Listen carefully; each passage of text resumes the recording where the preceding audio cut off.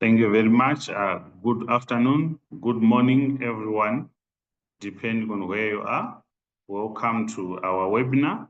We'll give colleagues another 2 minutes to join the webinar. Meanwhile, we'll ask our colleague to post a poll, a pre-presentation poll that is going to be posted shortly. We are all encouraged to respond so that the presenter will be guided by the responses. Fitsum, you can go ahead to post the poll to the participants. Thank you, everyone. Yes. Thank you very much. We will continue the poll for the next 2 minutes, but we are now proceeding. We can continue to put our responses. So today we are going to be discussing about navigating Incoterms for streamlined importation of genomic sequencing commodities. This is our session 5 in this series of many more to come. And this is going to be our agenda. We are going to have the welcome remarks, update on the previous sessions. And the poll question is already going on. My name is Nyasha Stole. I'm your host today. I'm the project coordinator at ASLM. We are also going to have a presentation from Dr. Shonhe. We will then have a discussion. We are encouraged to keep posting questions and queries in the chat box for the attention of the facilitators.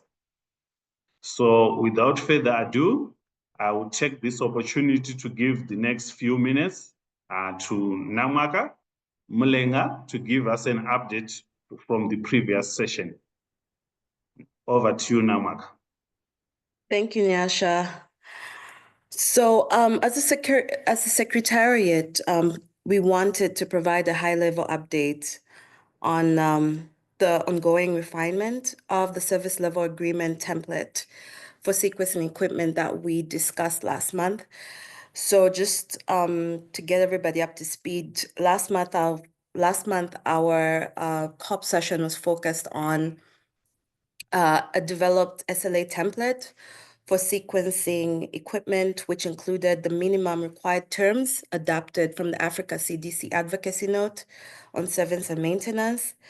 And also it included a very comprehensive outline of the roles, responsibilities.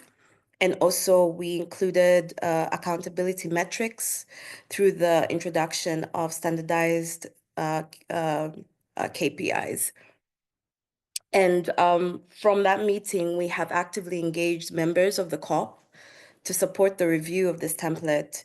And we've really received great input from everyone that we engaged.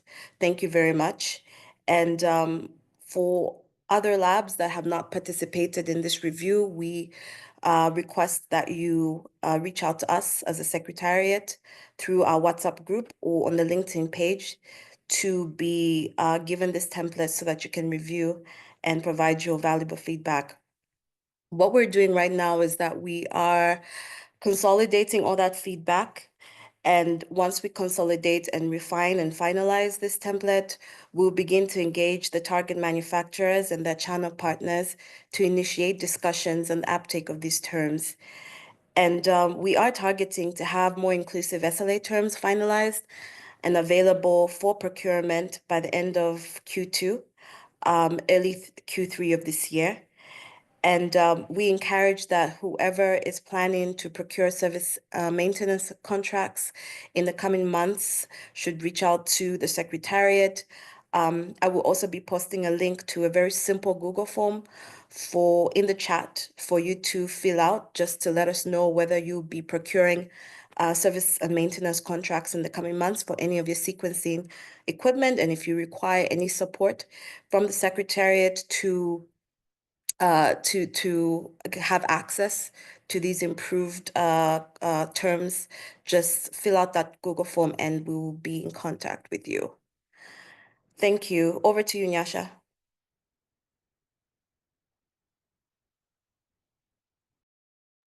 Thank you very much, Namaka, for that update from the previous session on service level agreements. So our next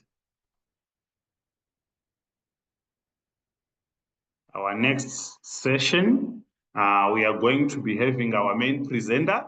Our main presenter today is Dr. Johnson Shonhe.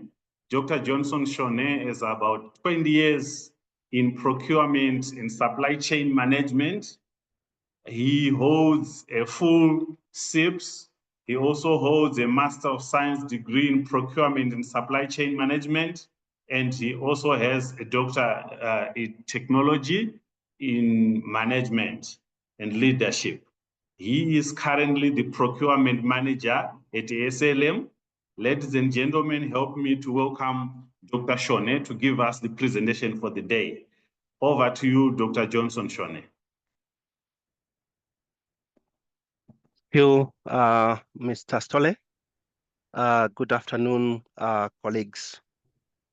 It is my singular honor and privilege to present an important discussion around Incoterms and how we can navigate around them for streamlined importation of genomic sequencing commodities.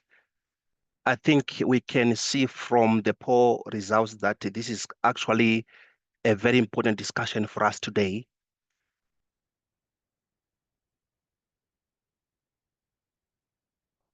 Please move to the next slide.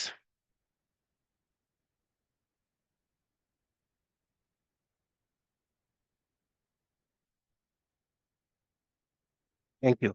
So for our menu today, we are going to ventilate what are Incoterms, why are they important to us, what are the commonly used types of Incoterms, and then zero on some of the considerations that we need to look at when we select the most applicable Incoterm.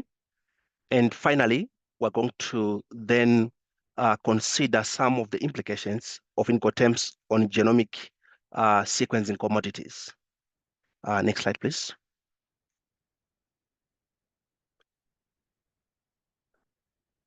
So what are Incoterms? It's a new term to some, but I think to others, they deal with this like on a daily basis. So Incoterms actually stands for international commercial terms. So the Incoterm, the current Incoterms that we're having, which is 2020, it's not the first time we are experiencing them. There's a history behind Incoterms, which dates back to 1936. So in 1936, that is when the Incoterms were codified. And maybe let me explain what we mean by codification of the Incoterms. So in 1936, this is when they were put or structured and compiled into one single reference book. So you can imagine prior to 1936, what could have been happening. So it means if we have a term like FOB, that term had different interpretation from country to country because they were not codified, because they were not structured and compiled into one single book or reference which can be used universally. So imagine during that time, if you just say deliver these reagents to say somewhere in Harare, the level of ambiguity and confusion that came with that. But now, because of that codification, which started in 1936, we can now refer or reference them, both the seller and the buyer, the procuring entity and the supplier. They have one single reference point that actually unpack the roles and the responsibilities, the risks that are also involved at each stage of the supply chain network. So you can agree with me that before the codification as required by the contract law, there was no meeting of minds, because if you say FOB in Zimbabwe, it was going to be interpreted differently in South Africa. But now there is that nexus, there's that meeting of minds because we are speaking from the same point of view. Next slide, please. Yeah, so why are Incoterms important us? Why are they critical? As I have said before, they provide clarity. It's clarity in terms of the roles, different roles and responsibilities. They also apportion the risks involved in the supply chain network. We know who should be responsible for this cost, from the premises to the vessel, for example, and to the final destination. It is clearly spelled out if you pick one particular Incoterm. So using our African language, you know, you no longer need to scratch your mind or to throw bones, if I'm to use our African description, in order to determine, like to get the meaning of a particular Incoterm. It is clearly documented in that book, in the Incoterms 2020. So there is no ambiguity anymore. It has the universal application. They no longer have a local interpretation. It's a universal interpretation. It cuts across the world. We can be at the same wavelength in terms of what it means to have CIP, what it means to have a DDP, and so forth. Next slide, please.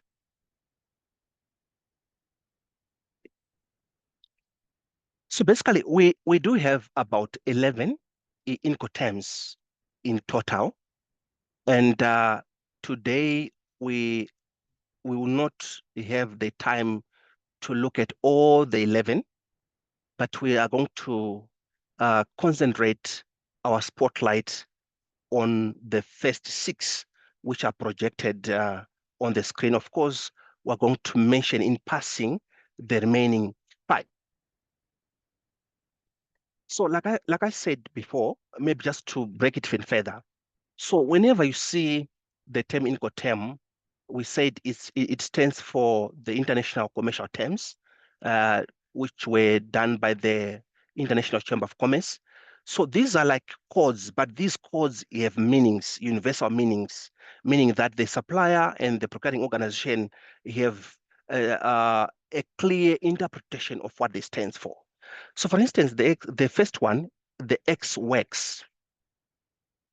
It simply means that the supplier will avail the commodities, and it's usually at their premises, and the procuring organization or the buyer picks them, loads, and they will then, from that moment, assumes the full cost and risk up to the final destination, be it the laboratory or the health facility. So if you like, it can be some kind of a hands-off shipping term for the supplier or for the seller. So that's what X works mean. So if you see a quotation saying X works, it simply means that the supplier is telling you that it is your responsibility. It will be your cost to pick the reagents from their production facilities or from their premises to the final destination, which can be a laboratory. Then for CPT, so basically it means carriage paid to. So this is where the supplier delivers the commodities to a carrier, and then in terms of the risks and the cost, it means they would end at the time when they are handed over to a carrier. For example, it can be DHL or FedEx where they are handing over. So at that moment, the supplier or the seller's risk ends there.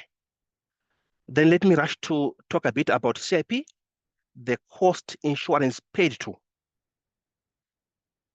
It's another commonly used Incoterm. So it is more or less the same responsibility as CPT explained above, but there is an insurance component now in it, of course, at a minimum level, where the goods will be transported to the named place of destination. So it's not a complicated term, and in most cases, we have seen it being used by suppliers. So the CIF, here, it means the cost, insurance, and right. So the supplier clears the good at origin, places them on a cargo, and then the insurance, it is actually covering up to the time when the cargo is on board. And then from there, the buyer then assumes all the risk. I think there's also a graphical presentation I will show on the next slide that clearly shows who handles what to what point. I think that graphical presentation is going to be quite useful. The DAP, the delivery place, being the fifth one, which technically means that the seller or the supplier bears all the transportation cost, risk in bringing the commodities to the, say, to the lab. But it's important to note that this Incoterm excludes customs clearance. It excludes also the unloading, which is done at the end of the network. So I think it's important also to note that. The DDP, it means delivered duty paid. So it's kind of a loaded term, which means that the supplier or the seller will absorb almost the bulk of the costs in terms of the export and the import clearance, as well as other related costs.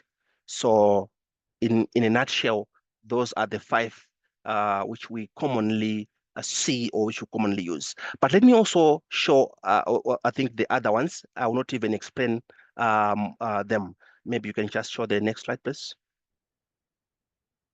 Yes, I think you can see the FCA, the FOB, you know, I will not even labor the point at this moment because of our time. But let me just move to the next slide to then show that graphical presentation where you can see clearly who is responsible for what, and also the risks component that are also embedded in each Incoterm. Next slide, please.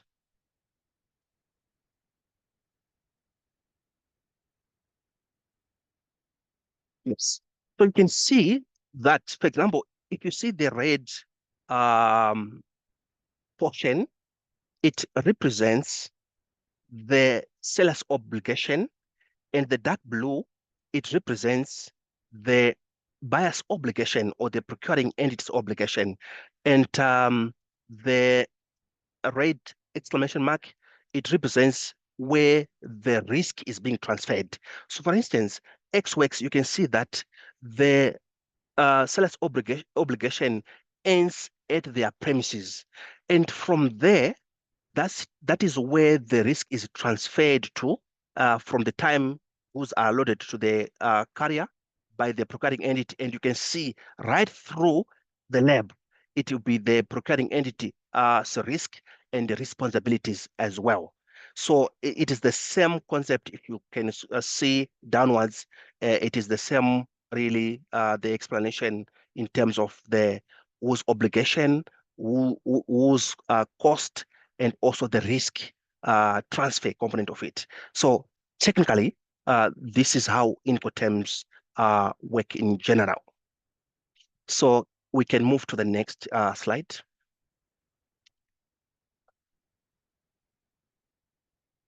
It is important to note that the choice of Incoterm is not a matter of throwing bones on the floor to determine which one can you pick.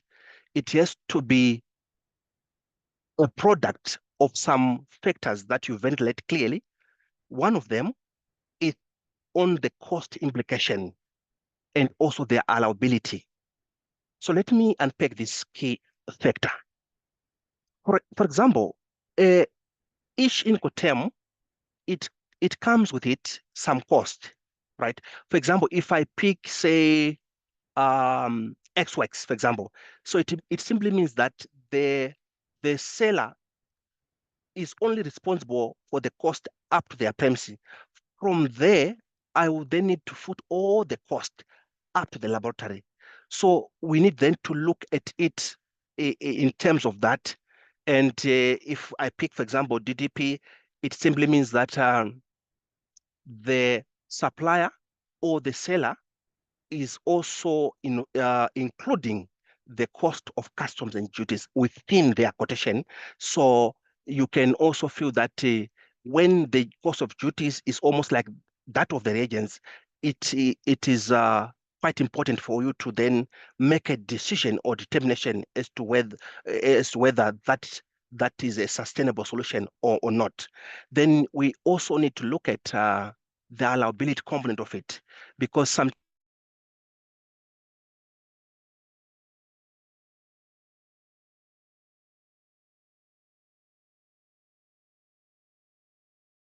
be in tandem we may have, which about the next point on the knowledge of customs clearance in the destination countries. It's imperative that we need to look at it to say, is the supplier capable? Do they have the capability to clear within reasonable timelines in the destination countries? What mechanisms are in place for that to happen? So we need to look at that. And then we also need to analyze the exact point in the supply chain network where we are experiencing challenging, because prescription precedes diagnosis. So diagnosis precedes prescription. We need to analyze first before we prescribe. So we don't want a case where if your maize plant are turning yellow, then you can buy, say, a green paint to paint the leaves. It has to be much more than a topical solution to a problem to address the deep-seated issues that are there. So we have to interrogate the material facts where we are having challenges within the supply chain network, and how an Incoterm can adequately address those challenges. And of course, the risk assessment, quite critical. You can go to the next slide, please, the last one. So today we are grateful because we are also having suppliers here who will be sharing their insights in a moment. But we want to first acknowledge that in as much as Incoterms plays such a critical role in the supply chain network, we need to analyze their net effect. They're different.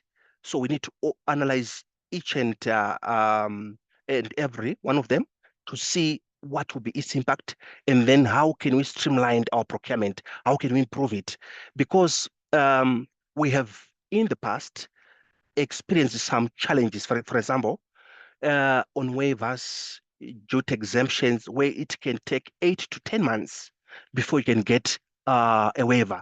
What does it mean in genomic sequencing supply chain network? It means there's no testing, there's no immediate response to an emergency. There are so serious impacts downstream as well to the patients. So it's a huge issue which we need to deal with. And then in some cases, you then look at, so what would be our appetite on? Is it on CIP or DDP? Like I said, it has to be informed by an analysis of key factors. Because when you say, for example, CIP, it means you still need to figure out how to deal with the clearance component, the waiver issues, the DDP component. You also need to realize that in some cases, if you are to include duties, it can be even double the price of the reagents. So what does it do to the sustainability?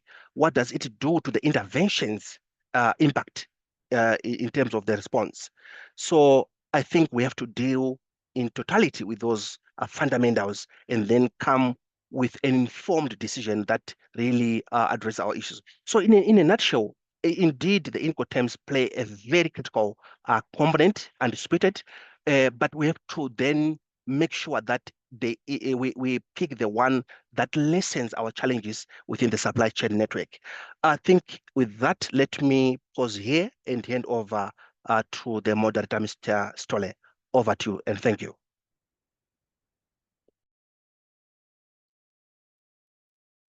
Thank you very much, Dr. Shonhe, for the presentation.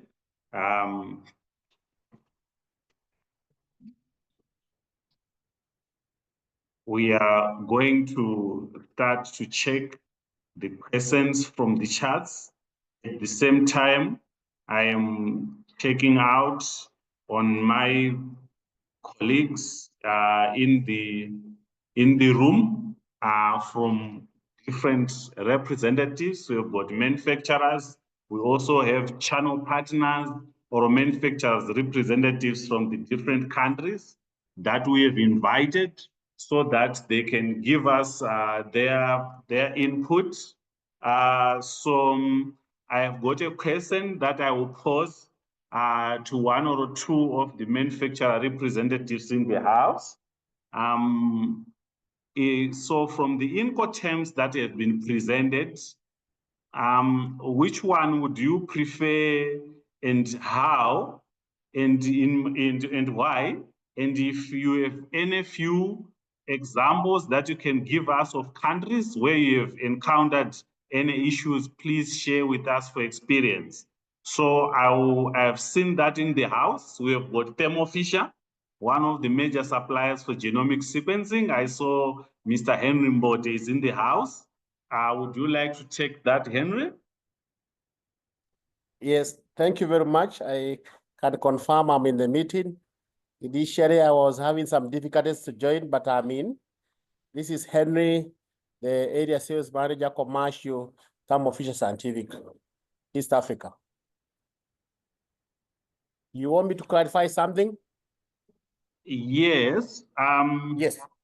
I am asking you from the Incoterms presented, especially for the duty paid delivery and DAP, do you have, or in CPT, do you have any of those that you prefer as a manufacturer, Thermo Fisher? And why do you prefer that? And if you have encountered any issues along the lines of Incoterms or import duties, if you can share one or two examples in the countries, we would appreciate. Over to you, Thermo Fisher. Okay, thank you very much. As a commercial go-to person for Thermo Fisher, I would like to confirm that our most preferred Incoterm is CIP, and CIP is when the goods are coming by air, and the CIF is when the goods are coming by sea. So we do prefer CIP, and of course with reasons. Number one, different countries have different tax regime and import regulation. And these issues are normally better understood by the end users. And most of the end users that we sell to, they also have their own clearing and forwarding department. So we normally leave that to be done by the end users who are in country and they understand the importation laws in terms of importation permits, in terms of taxation and all these. So as a manufacturer, we don't like going into dealing with those issues of taxes and all those things because we do not understand that very well in other countries. Whoever can be able to understand that is the end users where we are exporting to. So I would highly recommend CIP is the most preferred terms by many suppliers. And this is what we are doing with many organizations like UNOPS. We are doing CIP or CIF, UNOPS. We are supplying WHO. We are supplying many other organizations, MLC, and our most preferred term is CIP terms. DPP is quite complex because of the importation licenses, import permit, tax waivers, and all that, which can only be done better by the end user. Thank you. That's my submission. Thank you very much for that input from Thermo Fisher. I also saw ISN is in the house. Rudolph, would you want to say something? ISN are one of the major distributors for Illumina. Yes, good afternoon, everyone. Thank you for allowing me to participate. I I totally can relate to what Tim Fisher just said about the Incoterms. The one that we are using the most are exactly the same as we are operating in different countries. In countries where we have a legal entity, we are able to go to DDP, right? Because with the entity in country, we have the ability to declare goods and bring them to the doorstep of our partner. In other countries, as mentioned, is a bit more complicated. We'll have to go through local partners to do that. So this is why most of the time we leave our customers and partner to do the clearing, and they can use their own tax waiver to bring goods to their doorstep. Now, I would like to maybe come back to what had been mentioned earlier. The issue we face with the tax waiver is how long it takes to get it done before a product can be brought from the customs to the doorstep of the end user. And it's true that when you are working with genomics, sometimes it's a matter of urgency to get the goods, reagent, and so on, and make sure you can proceed with sequencing as quickly as possible. And having to wait 2 to 3 weeks is sometimes a lot more.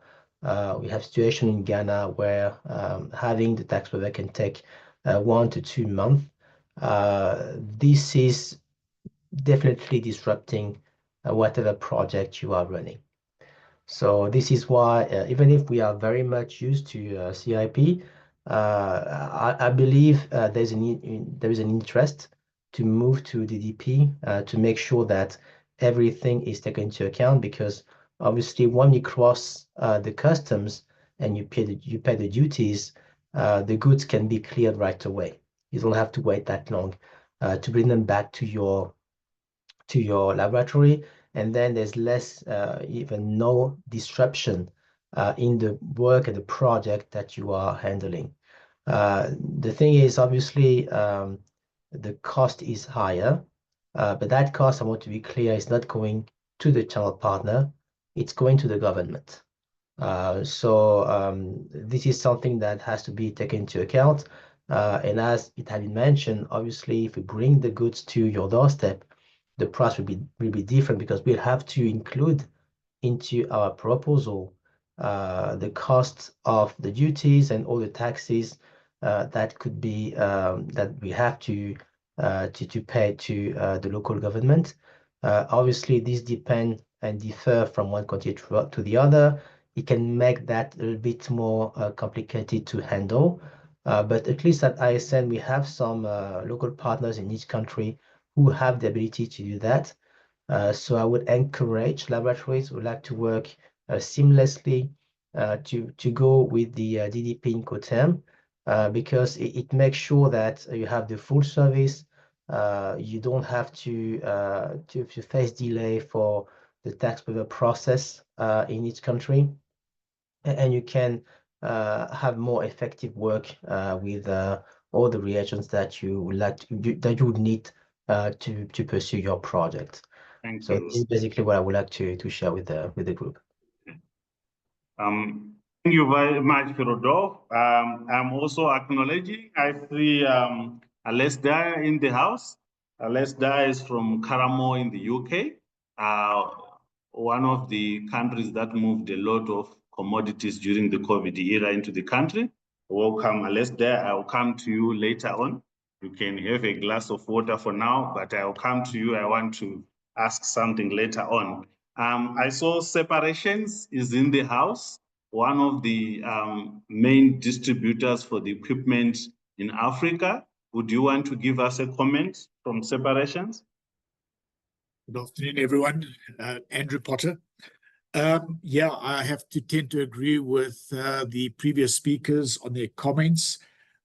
We do prefer CPT or CIP, definitely. Just two things that I'd like to highlight that might make importation of goods a little bit easier for the end users. Number one, if it is a donation, yes, you need to get a tax clearance certificate to obviously bypass paying taxes. That does take a fair amount of time. We will not ship until a tax clearance certificate is available. We don't want the goods to end up sitting at an airport for extended periods of time. The other, I think, advice that I'd like to just share is that we always ask for a pre-clearance certificate. So we will have the consumables or the reagents in country in South Africa in our warehouse, but we will only organize shipping when a pre-clearance certificate is issued by the end destination customs. So what that means is that everything that arrives in the end country is cleared automatically, and we don't disrupt that cold chain of the reagents. So I think that's what I would just like to suggest. Pre-clearance, if it's not a donation. If it is a donation, you're going to need a pre-clearance plus a tax clearance certificate.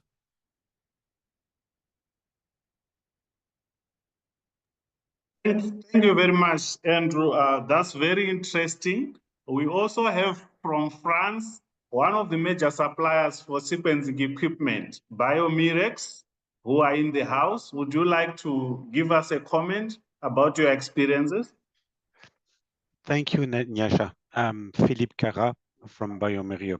I would not differ from a colleague from the industry on the comment, and I would just bring some additional points to what has been said.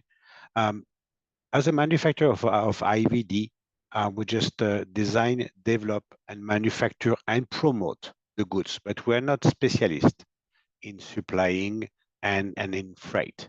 So that's why that makes sense, let's say, from a global manufacturing point of view, that we're just working with global freight forwarder, 1, 2, or 3 companies that have access to any country in the world. So we're just looking for CIP with a defined place, which used to be the airport, because then, as been said earlier, we just, I mean, that's a matter of, for timing reasons, and shelf life for perishable goods. So one of the points that's been highlighted in the presentation is about the supply chain network. So the supply chain network, manufacturers at one side of the chain and the end user at the other one. But we do have specialists in between that are just working specifically on supply and custom clearance. So yes, documentation is a major point for just supporting the flow of goods through the borders. But there's also some specialists that are just, doing that every day from everywhere. So from a global perspective, we just like to work with 1 or 2 or 3 global freight forwarders that used to have connection in some country, yes or not. The easiest and the better always, as has been said earlier, is just having the end user of the user organization, the organization being using the goods or requesting for the goods in a specific place, telling us who are the recipient in the country and with which organization they want to work to, so that we do prepare all the international export documentation to the name of that company, just to facilitate their custom clearance activities and the last mile shipment. To a certain extent, we can work on a DAP posture or Incoterm compared to the DDP when we have some knowledge, or our global freight forwarder used to work very much in a country. So the difference has been shown before in between DAP and DDP. So DAP meaning that we're just delivering the goods to the place of usage, but we're not responsible for unloading the goods. And this is a very major point that's making the international manufacturer or provider in avoiding DDP, is that we don't have, let's say, enough knowledge or confidence on who is unloading the goods, opening the boxes and everything just to place there. That's why DDP is by far not a favor of the international manufacturing companies. Thank you. Thank you very much, Philip. So from the presentation that we are getting, it is also important for the recipient research institutions and government institutions to make sure that the obtainance of the duty-free certificates or exemption for clearance is obtained way on time, to make sure that by the time the goods are shipped and they arrive, the documents are in place. It is also interesting to note that the delivery duty paid means that the supplier has to include the costs of the clearance in their invoice, which sometimes make them less competitive to the others. And at the same time, they need guarantee if they will be refunded of any extra cost. It is at this point in time that we want also to use the experience in the house. Unless there, I would like to pose a question in two parts. The first part is, how do you see the risk of you handling the paying for the duty and probably claiming it later? And from your experience working with the different donor partners, moving commodities to Africa, especially during the COVID, do you see or have you experienced any funding partners who were comfortable paying for the duty or clearance costs of the commodities?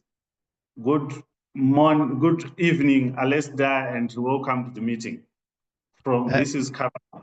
Yes, good afternoon, everybody. It's nearly 3 o'clock here. So yes, from Caramo International. So we're based in the UK, but supplying into all countries in Africa. I should add before I answer that question, really, that Johnson talked about Incoterms 2020, but Incoterms go out every 10 years. And our actual preferred terms in order really are DDU, which is Incoterms 2000, which was never properly replicated later on, but it's actually down, we can choose the Incoterms. So we do, you know, where we have a role handling the customs clearance, we're offering DDU. So we're responsible for everything, the insurance, the customs process, and this is on the basis that a consignee is exempt from duties and taxes. So that goes back to that essentially, that takes the risk away from us, but it's because those consignees generally have a duty tax exemption waiver. And as everybody's pointed out, that can be complicated. It's very variable. It's variable between countries, even between different types of exemption in the same country, depending on what type of exemption you're seeking. It does change over time. So what can take a short time for reasons sometimes unclear then becomes a long time, and vice versa.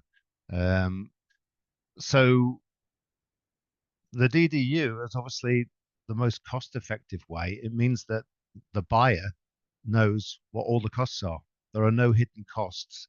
The risk is with the seller, basically, which, you know, in that case is us. So there are no extra storage charges. There's no risk of cold chain.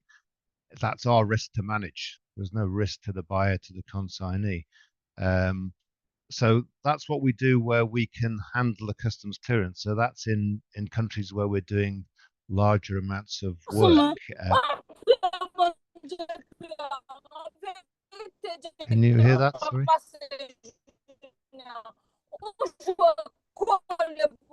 Yes, can you help us to mute that participant?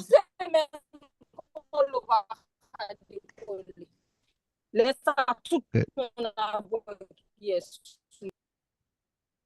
Okay, sorry about that. I don't know what happened there. So the next most common one would be CIP, but in the same way that we can do DDU, we can also do DDP. But obviously there is an extra cost there, and you know that you can see that sometimes 50% of the costs, you know, could be extra in the duty, you know, in the duties and taxes, depending on the commodity and the commodity code and the duty rate. So that's a significant cost. And going back to your question about are donors keen? I mean, some donors refuse to. So NIH, you know, you cannot present, at least it used to be the case with NIH, you couldn't present a separate invoice for duties and taxes. You could only do it if you had a a DDP price. From donors' point of view, I think the difficulty is that they're donating for a particular project, and it's not their aim to essentially provide a donation to the government in the destination country. So I don't think there's much appetite for paying those duties and taxes if there's a route to exemption, which there often is, but in some cases that's not the case. But in many countries there is a route. It's just how optimized that is, and that does change. And it also then does depend, as other people have said, what the timeline is. I think the difference was in the pandemic was that all these onerous regulations and delays and all of that were somewhat put to one side, so that in some cases those things were rushed through. And the argument for institutes is, well, why can't you manage things more efficiently and more quickly when it's not a pandemic? Because you'll then come to us during the pandemic and be seeking, us to help you resolve the situation in country, but your onerous procedures make that very difficult. And as Rodolphe said, 1 to 2 months in Ghana at the moment, quite common. And it doesn't have to be like that. So I think that's where people like Africa CDC and the donors, should be putting pressure on governments to sort of, improve those processes in the healthcare area, so that these, if there is a route, that isn't an impediment, and you don't end up, paying the duties and taxes just to get things in a reasonable amount of time. So yeah, I mean, and after that, CIP would be our next most common thing, and that's where essentially we haven't got our clearing agent working for us. We will have a clearing agent reference for the consignee. What we would do for all of them, as we do whether we're doing the clearance in our name, we're carrying that out, or whether the consignee is arranging that because it's a CIP contract, we would essentially have for each country, and then for each type of consignee, we have a set of what are the documents, and all those documents are prepared in advance. Nothing is shipped until we get the green light to ship, and that's either because the permits are in place. So what Andrew was talking about was sort of a certificate, but it's not always a certificate. It's essentially the permits and things are in place, or the duty and tax exemption is also in place as well, and then we would ship. So you avoid the delay in the airport, which is obviously big cold chain risk and cost as well. Thank you. Thank you. So very insightful. Thank you very much, Alesda. We know Karamo moved a lot of commodities with the other suppliers. So we see that, we need to agree on the source of funds before we choose Incoterms, to make sure that by the time we receive the quotations, we have already decided on the Incoterms, so that even when we are comparing the quotations from the different suppliers, we know what we are expecting. We have also seen that in the charts. Someone said in some countries there's nothing wrong, but this is from entry. In some countries, the obtaining a waiver within the established procedures take very long, not because something is wrong, but because of the bureaucracy. So the advice here would be that have a procurement plan in place at the beginning of the year, and where possible, get blanket waivers against the expected procurements to try as much as possible move those items. And from experience, we also advise that research institutions and laboratories have got someone who is more trained in customs, who is responsible for following this up, to work with the different government departments to make it easier. So as we proceed, I am also going to ask the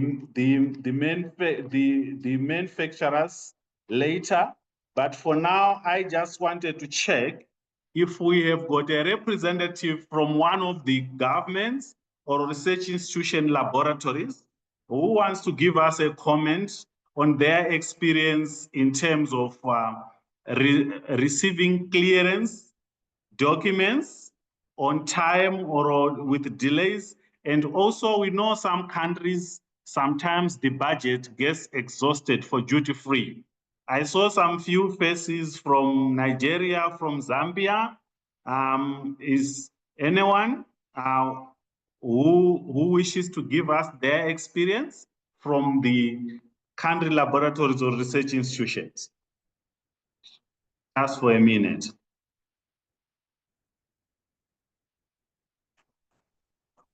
While we're waiting, Aisha, can I just add a couple of things based on what you just said? I think, and it slightly goes back to what Henry said earlier, I think the difficulty is that not all institutions are conversant with what the processes are that they should follow. You know, if you have a local supplier, essentially you don't have to worry about that. You just buy locally. The the local company has dealt with all those processes. But obviously, when you add in exemptions, that's not something a local supplier can do. The institution has an exemption route. The other issue was the blanket waiver. You can get for a project the ability to be able to get an exemption, but that doesn't give you an exemption for each shipment. Each shipment still has to have its own exemption. It's under the auspices of an agreed blanket waiver for that project, but you still have to go through the exemption process shipment by shipment.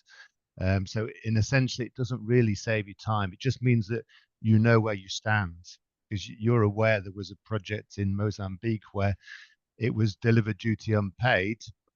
Well, it was a CIP contract, but they were exempt, and then the government decided that they wanted to take tax out of it, and then there was an impasse because the government, even though it was a donation to the government, they wanted to essentially gain duty and tax out of it.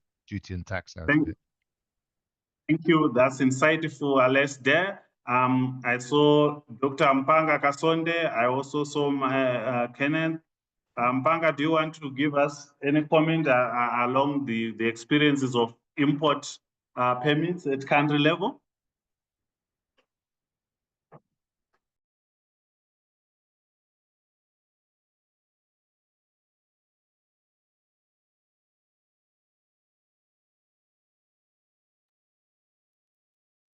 As you wait for the responses, there are some questions in the chat you could check. Thank you.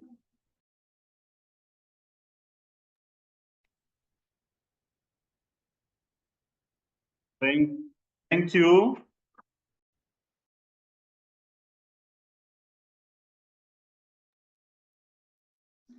Yes, we have Henry's hand up. Thank you.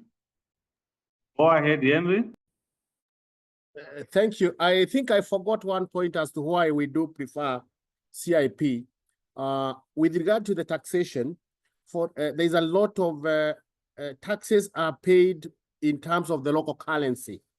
And bearing in mind that we give, as multinationals, we give our quotes either in dollars or in foreign currencies, there has been a great impact. For instance, if you give a quote today, when the dollar is, say, 129, and maybe when you are paying the taxes, the dollar has fluctuated to 110, you find that you'll be requiring more currency, more dollars to be able to pay the tax in local currencies. So due to the volatility in Africa in terms of the foreign currency fluctuations, you also need to consider this, because if you do the DPP, it will be very hectic, because when the dollar goes up and you give a quote in foreign currency, when the dollar goes down, you will have a problem getting equivalent of the local currency in terms of the taxes to be paid.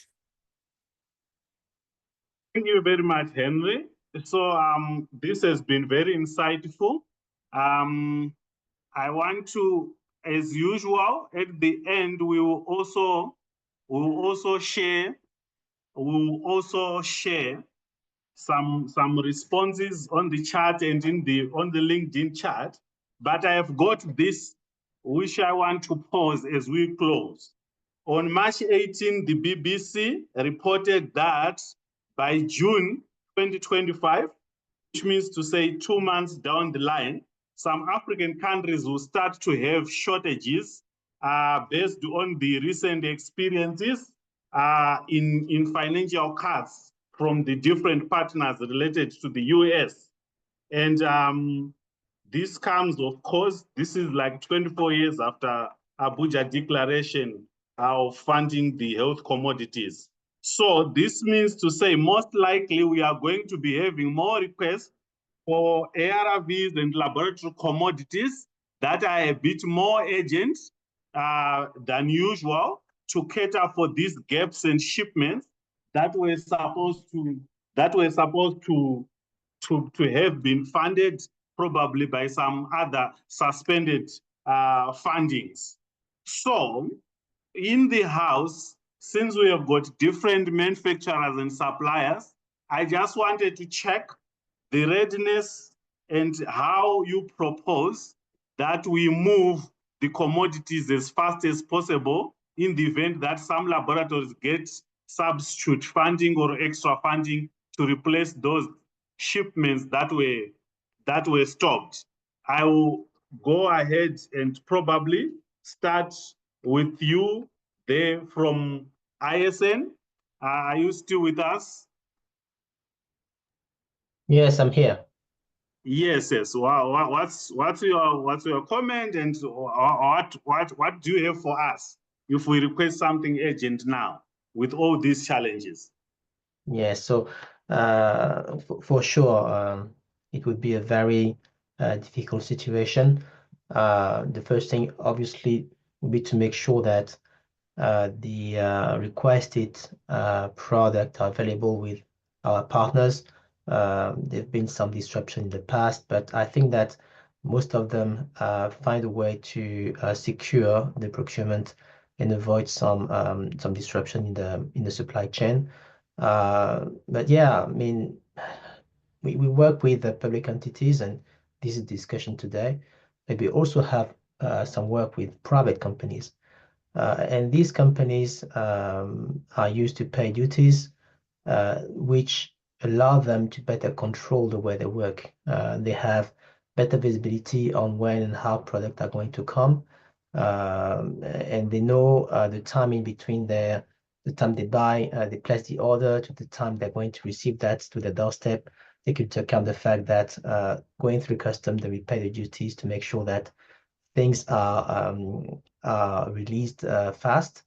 To me, if we are in a situation where there is shortage and we need to provide a quick solution to get products in, the best way would be to include into the request and the pricing that we would propose to the laboratories those duties to make sure that there will be no disruption, there will be no delay for all the process that in unfortunately many countries can be quite long to get the tax exemption.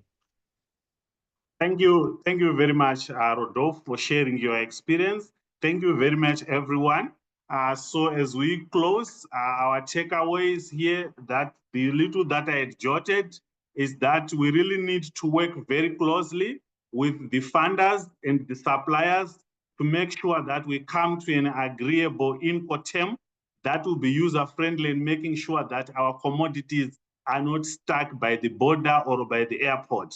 It is also very important to make sure that import documents are processed in advance before the items are shipped to avoid the expiries and any other delays before the patients get access.